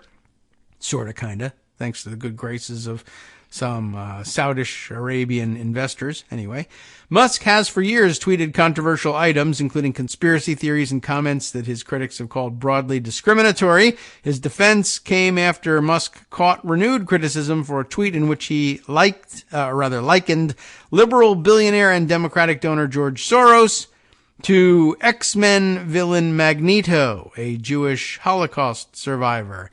"He wants to erode the very fabric of civilization. Soros hates humanity," Musk tweeted Monday. Now, I will say Holocaust survivors have more cause than most to hate at least some of humanity, but it generally doesn't seem to be the outcome with them, at least not the survivors who've gone on quite this long. And, of course, probably a stupid comparison to a comic book character, no matter how it comes out. Anyway, Musk has previously criticized Soros, whose family office, Soros Fund Management, recently cut its stake in Tesla. Well, no wonder he's pissed. Soros, who is also Jewish, is a favorite target of right-wing pundits and politicians and often the subject of anti-Semitic attacks. Soros and his family escaped the Nazis during World War II. Critics said Musk's tweets about Soros fit a larger pattern of attacks on the 92-year-old investor and Democratic donor. Musk's likening Soros to Magneto isn't casual. It's a nod to harmful anti-Semitic tropes of Jewish global control, tweeted Alex Goldenberg, an analyst at the Network Contagion Research Institute. Israel's foreign ministry likewise said Musk's tweets had anti-Semitic overtones. And indeed they do. Musk on Tuesday denied he's an anti-Semite. And how so? "I'm pro-Semite, if anything. I'm the least anti-Semitic anti-Semitic person you ever heard of. I don't have an anti-Semitic bone in my body. I'm now pro-Semitic. All right, sure. Why not? He said, this is when Faber asked him about his criticism. Musk has also previously tweeted and removed memes using Hitler because he's so pro-Semitic. Faber on Tuesday also asked Musk why he tweeted a link to someone who said a mass shooting at a Texas mall earlier this month might be a part of a bad psyop or psychological operation. Investigators who have probed whether the shooter, whom police killed, had expressed white supremacist views, he denies that, despite the fact that the guy has swastika tattoos.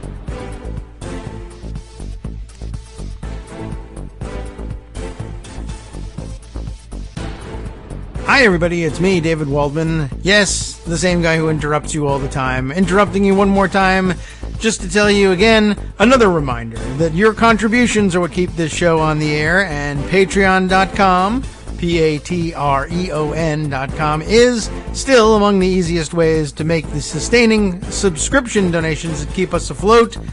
Are you ready for the pep talk about how our Patreon campaign is still going strong and growing? Well, too bad. Yeah, the plain fact is we actually are headed in the wrong direction, and whereas we once had about 175 monthly patrons, we're now actually down below 150. Time to recruit some more. Not exactly the kind of news I wanted to share, but there it is. For those of you in a position to support the show, patreon.com does make it easy to make those secure, recurring monthly contributions to do so. Patreon.com/KagroX gets you straight to our donation page. We've been through a lot together. The worst of the pandemic, we hope. The worst of the insurrection, we hope.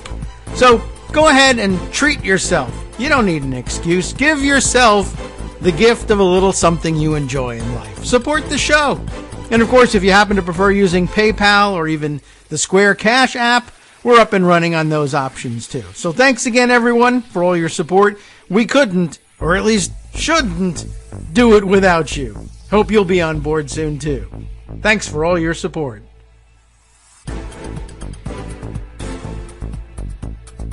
All right, welcome back now to the Kagro in the Morning Show here on Networks Radio. Boy, I'm now getting the idea of just how much there is to catch up on. But, I may have been cut off heading into break in case you were wondering about the upshot of the anti-Semitism charges made herein against Elon Musk. But basically what it comes right down to is one of the things he most recently did, and most infamously in the last week or so, was support and retweet a conspiracist type mode of thinking about the Texas mall shooter.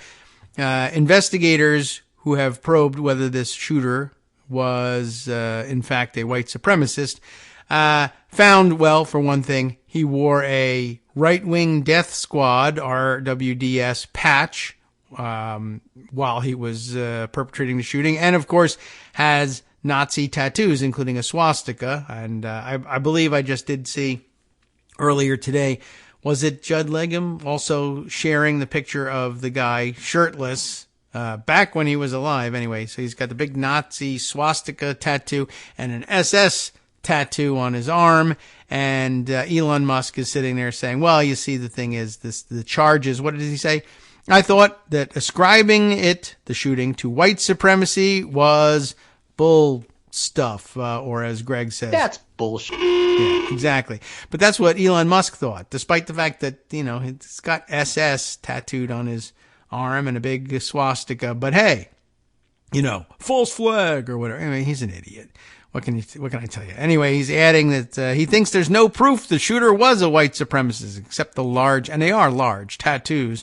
We should not be ascribing things to white supremacy if it's false. But what if it's not?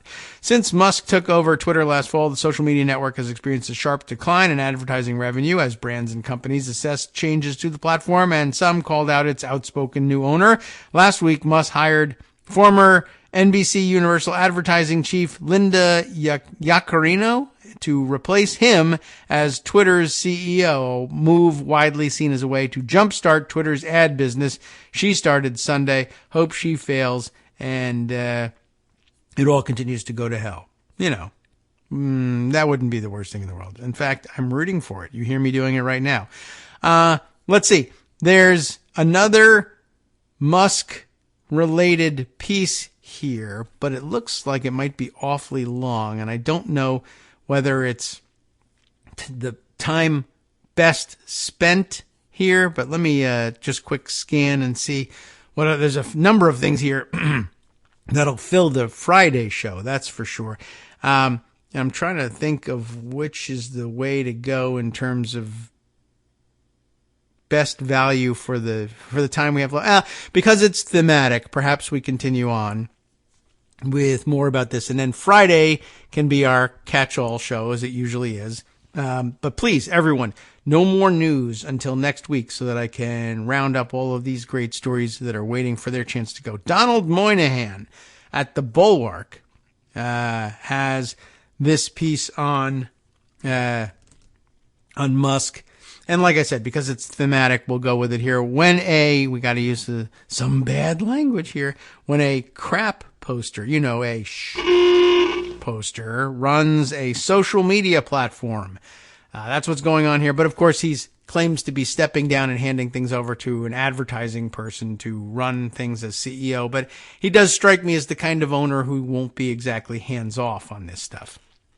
Anyway, bad news for democracy, the subheader says. Elon Musk loves to promote fringe figures and to denigrate responsible journalists. It is kind of troubling. And, I think we all understand it innately, but Don Moynihan likely to put a finer point on it by organizing his thoughts for publication. We'll share these. In recent years, we have become used to a certain level of political disinformation on social media, more or less accepting it as the cost of protecting free speech, even as we continue to debate how much moderation should take place. That's like the normal, acceptable, understandable, if contradictory formulation of it, right? Now, however, Elon Musk's ownership of Twitter is forcing us to come to terms with a new reality, a social media platform where the person running it is himself spreading the misinformation, which really we should have been anticipating given the fact that, given how many right-wing figures, big names, small names, what have you, have decided to launch their own networks so that they could do that. But, it was always fringe action, whatever, Getter, what the hell else were the other ones that they had? Gab, Getter, blah, blah, blah, this, that, and the other thing. But then, of course, Truth Social, which was, a flop as all the rest of them were, but because it was attached to Trump's name and he was doing all of his communicating there, the media forced us to pay attention to it. But anyway, now the one that people are clinging to and hoping it comes out the other end of its reorganization somehow, the big name, the one place where everyone was gathering. What happens when that's taken over by the one person spreading the disinformation? Okay, well, where to begin? That's always a good question. Last week, Musk responded to a tweet by Laura Loomer, that lunatic, one of many unhinged conspiracists who have been welcomed back to the platform since he took over. What was the tweet? She was referring to her own earlier tweet in which in April 29th that she had said, hey, new video, national elections officials gathering for a secret Zuckerberg-funded, Soros-tied U.S. election summit at International Spy Museum. And she then tweets, I am in Washington, D.C. reporting on the secret election summit hosted by CEIR, which is funded by Mark Zuckerberg, !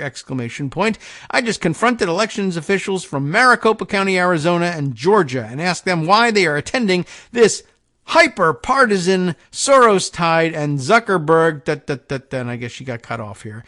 And Elon Musk responds to this nonsense by saying, strange that election officials from pivotal regions attended a far-left conference when they're supposed to be impartial. How strange is it? Don Moynihan takes it on. Note that Musk is responding in earnest and in a way that legitimizes the tweet's assumptions and claims. The person he's responding to had previously been banned for life for violating Twitter's hateful conduct policy. Loomer is a self-described white nationalist and Islamophobe, and her ostentatiously hateful views made it difficult for her to have an online life at all for a time. She was previously banned from Facebook, Venmo, PayPal, GoFundMe, and Instagram. She was banned from CPAC. Wow. She was even banned from Uber and Lyft. How the hell do you get banned from Uber and Lyft? She blamed a wide-ranging conspiracy trying to silence her. In reality, she was suspended for a hate-filled Twitter rant about, quote, never wanting to support another Islamic immigrant driver, unquote, through the rideshare services. This kind of thing is Loomer's stock in trade. Here she is in 2017 celebrating the deaths of migrants trying to reach Europe. She is responding to the tweet from Stefan Molyneux saying, and it wasn't that one of the, well, anyway, over 2,000 migrants have died crossing the Mediterranean so far this year. Her response, good, and a clapping emoji. Here's to 2,000 more. I mean, that's a sick individual, right? In addition to being an endless fountain of prejudice and hate, Loomer is a conspiracy theorist. For example, she claimed that the 2017 mass shooting in Las Vegas was a false flag operation or organized by Antifa or ISIS and involved an FBI cover-up. Her conspiracy theorizing extends to her political activities. Despite squarely losing a Republican primary in Florida in 2020, she claimed she won it, but had her victory stolen through fraud. At the after-party that followed her non-concession speech, she hosted fellow traveling white nationalists and Nazis like Nick Fuentes and Peter Brimelow. And here a tweet of a photo of her posing with all such people. The aforementioned Brimelow and Fuentes, of course, who was just in the news for having embedded a staffer in Paul Gosar's office. Need it to even be added that Loomer believes the 2020 election was stolen from Donald Trump, too? Well, she believes it, so there you go. Laura Loomer is perhaps the single least reliable source of political information in America. Her errors are not random, but predictably associated with a hate-filled worldview. Yet, Laura Loomer is also a person Elon Musk regards as a credible source of information on election administration, when he is happy to share with his 140 million followers. Elon Musk welcomed her back to Twitter as part of a larger reorienting of the platform to, as he put it, prioritize free speech over content moderation, even to the point of allowing child porn back in there, I guess. Numerous other election deniers came back at the same time, but he didn't just let them back into the room so they could hang out in their own dark corner. He pulled them into the very center of the action by regularly interacting with them, often assuring them that he would, quote, look into their claims of censorship, shadow banning, or other misdeeds on the part of the platform under earlier ownership. And he hangs out online, not just with people who believe the election was stolen, but with people like Tom Fitton and Jenna Ellis, who actually tried to help overthrow the 2020 election, and Mike Cernovich, an original Pizzagator. This is an unfortunate and pernicious pattern. Musk often refers to himself as moderate or independent, but he routinely treats far-right fringe figures as people worth taking seriously, and more troublingly, as reliable sources of information.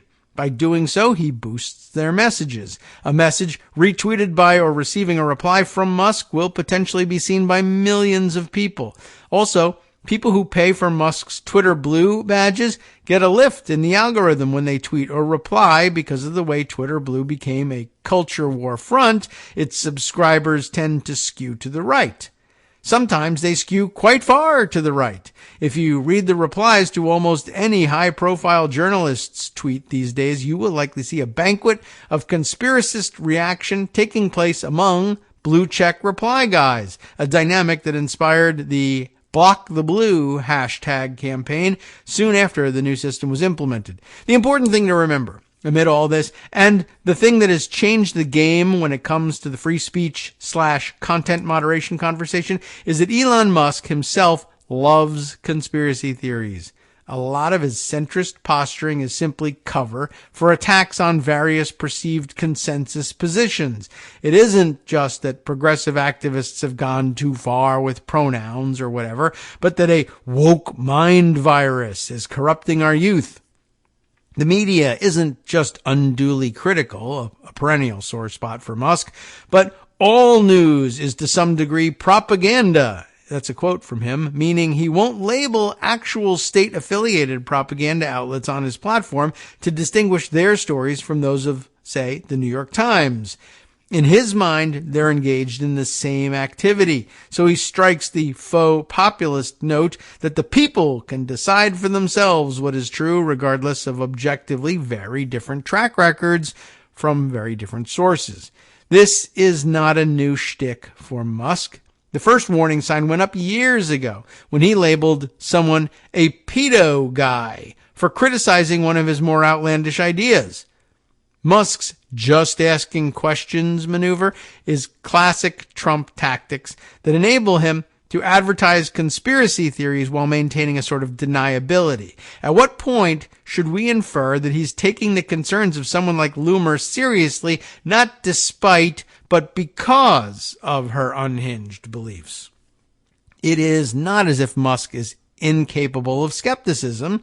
For example, he repeatedly cast doubt on what ultimately turned out to be accurate reports that the gunman responsible for the Dallas area mass shooting this month had neo-Nazi sympathies and tattoos. I mean, come on.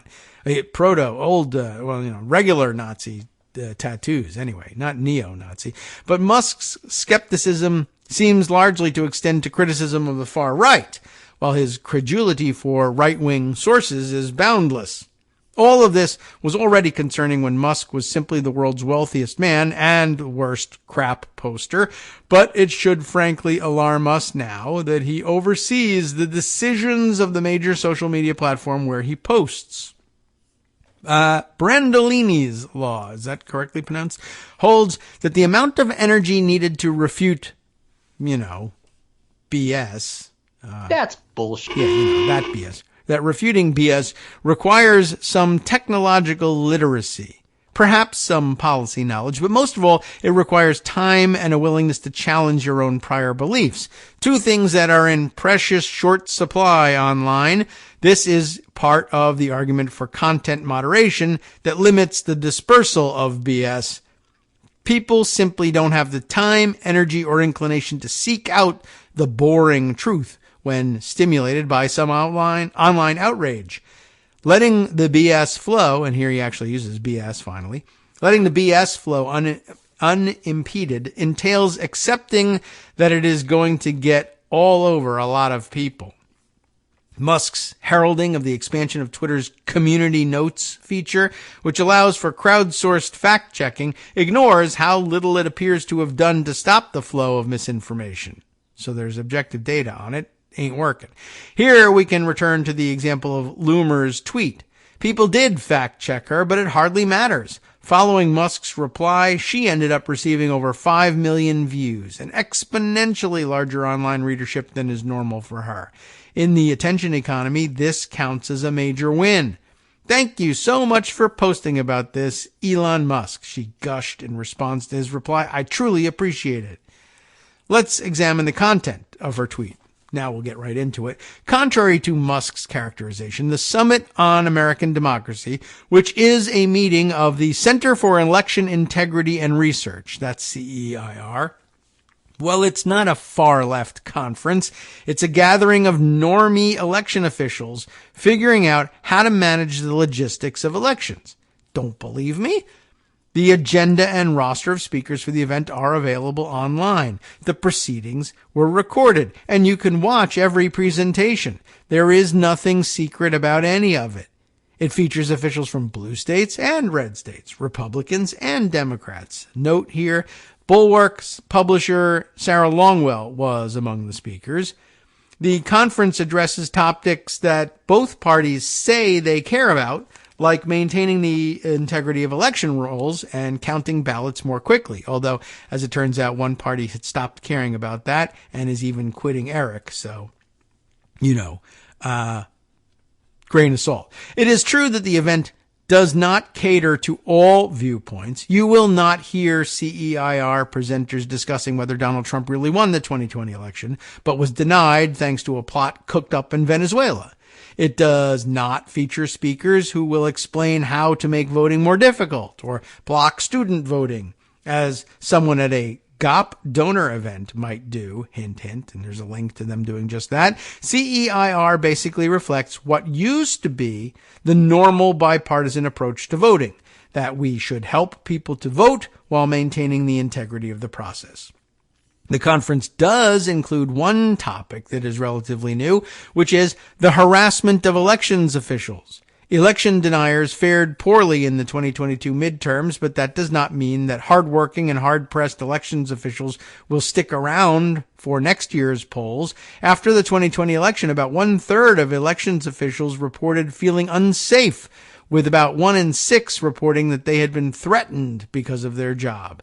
Last spring, about 1 in 5 local election officials said they planned to quit before the 2024 elections. America relies on a highly decentralized election system, which has its strengths and weaknesses. A plus is that it's virtually impossible for bad actors to perpetrate massive coordinated election fraud in this country because of the huge numbers of conspirators across the country who would have to be involved for it to work. A minus is that there is a lot of variation in administrative capacity, and we must rely a lot on the goodwill of election officials to stay in their often poorly compensated jobs. Conspiracy theorists like Loomer have done much to drain that goodwill, and Elon Musk appears happy to help her continue her work of depleting it further. But the problem isn't limited to elevating Loomer. Musk has his own stock of misinformation to add to the pile. After interacting with her account, Musk followed up last Tuesday by tweeting out last week a 2021 Federalist article claiming that Facebook founder Mark Zuckerberg had, quote, bought the 2020 election, an allegation previously raised by Trump and others, and which Musk had also brought up during his recent interview with Tucker Carlson. Here's the tweet, I guess, in which he just says, interesting article. Perhaps community notes can add further context and corrections to the Federalist's piece here. But the interesting Federalist article Musk tweeted makes misleading claims and leaves out key context, insinuating that Zuckerberg's money had been decisive in swinging the election for Biden. An accurate account of Zuckerberg's donation and what was done with the money would run roughly this way. During 2020, with the pandemic in full swing, it was clearly going to be difficult for people to vote in person as they had in previous elections. Some states and localities recognized this by providing extra resources to election administrators and more flexible arrangements for collecting ballots like drop boxes. Some states did not change their plans for conducting the vote, which raised concerns that the pandemic-era election would see reduced turnout in urban areas where more people would have to be crammed into fewer voting spaces, risking the further spread of COVID. Zuckerberg and his wife, Priscilla Chan, donated hundreds of millions of dollars to address this problem. The money went to 2 nonprofits that then distributed it. Zuckerberg and Chan made no decisions on how the money would be used by the organizations after they made the donations. Election administrations could apply for grants to help plug budget holes and improve outreach. Some 2,500 election officials in 49 of the 50 states applied for and received money from the Center for Tech and Civic Life, which spent about $350 million, and CEIR spent $64 million in 22 states on grants related to voter education. In some cases, the nonprofits dispersed the funding despite legal challenges mounted by Republicans, of course. One criticism that has been directed toward this project is that more money flowed to bluer districts. But this largely reflects the correlation between voter density, stretched resources, and blue district voting patterns. Many of them cover urban areas where the requirements and per capita costs of running an election are simply greater. And as Philip Bump pointed out in the Washington Post, that extra spending did not shift the basic reality that in 2020, as with previous elections, there remained a significant gap between turnout in whiter and more rural settings and less white districts. Whiter districts tend to vote at higher rates. It is also the case that grants required some matching funds, if that, in turn, required state legislative approval, applications were less likely to come from red states. Some election officials in red states apparently even turned down grants because of political pressure. Here is what the chair of the U.S. Election Assistance Commission, Benjamin Hovland, said while testifying to Congress about the grants. I have talked to people who distributed that at the Center for Tech and Civic Life and election officials who received it, and that was going for the basics. That was going for PPE. That was going to disinfect and clean and to procure significantly or enough polling locations, places that had closed down because maybe they were senior centers and weren't available. Also, locations that had enough room to social distance, both for voters and staff. Those Zuck bucks, as the right likes to call them, sure sound a lot less ominous when the purchases are explained this way. The actual scandal here is not some hidden conspiracy, but the partisan division on whether government should encourage people to vote. Republicans believe that higher turnout, especially in urban areas, is bad for them. In states they control, they have used false claims of crooked elections to impose new burdens on voting. Not surprisingly, several Republican-controlled states passed laws barring outside funding for election offices the year after Zuckerberg's donation. If Zuckerberg wanted to use his vast fortune to tip the election, it would have been vastly more efficient to create a new super PAC with targeted get-out-the-vote operations and advertising. Notwithstanding legitimate criticisms one can make about Facebook's effect on democracy and whatever Zuckerberg's motivations, you have to squint hard to see this as something other than a positive act addressing a real problem. More to the point, if Zuckerberg had wanted to tilt the election, he didn't need to spend any money at all. He could have simply used his own platform to do it. Indeed, there were credible accusations that Facebook did not do enough to counter misinformation about election fraud. An analysis by the Washington Post and ProPublica found that Facebook allowed 650,000 posts attacking the legitimacy of Joe Biden's victory between Election Day and the January 6th siege of the Capitol, with many calling for executions or other political violence. It's worth mentioning that the refutations I've just sketched of the conspiratorial claims made by Loomer and Musk came out to around 1,200 words. The tweets they wrote, read by millions, consisted of fewer than 100 words in total. And that's Brandolini's law in action, an illustration of why Musk's cynical free speech overall approach amounts to a policy in favor of disinformation and against democracy. Moderation is a subject where Zuckerberg's actions provide a valuable point of contrast with Musk. Through Facebook's independent oversight board, which has the power to overturn the company's own moderation decisions, Zuckerberg has at least made an effort to have credible outside actors inform how Facebook deals with moderation issues. Meanwhile, we're still waiting on the Content Moderation Council that Elon Musk promised last October, and here is the tweet promising it. It's unclear whether this was simply another bluff on Musk's part, or if he's left the idea to gather dust while dealing with other priorities. But in any case, rather than allowing credible individuals outside his organizations to rein him in, Musk is running Twitter based on his gut alone. Or his gut alone, anyway. I guess maybe that's where the emphasis belongs. Advertisers, traffic driving power users, and media organizations be damned. And it turns out that the instincts of an incessant crap poster with a penchant for conspiracy theories and a fondness for right-wing cranks may not be the best thing for American democracy or democracy around the world. The problem is about to get bigger than unhinged conspiracy theorists occasionally receiving a profile-elevating reply from Musk. Twitter is the venue that Tucker Carlson, whom advertisers fled and Fox News fired after it agreed to pay $787 million to settle a lawsuit over its election lies, has chosen to make his comeback. Carlson and Musk are natural allies. They share an obsessive anti-wokeness, a conspiratorial mindset, and an unaccountable sense of grievance peculiar to rich, famous, and powerful men who have taken it upon themselves to rail against the elites however idiosyncratically construed. And if the rumors are true that Trump is planning to return to Twitter after an exclusivity agreement with Truth Social expires in June, Musk's social platform might be on the verge of becoming a gigantic rec room for the populist right. These days, Twitter increasingly feels like a neighborhood where the amiable guy next door is gone and you suspect his replacement has a meth lab in the basement.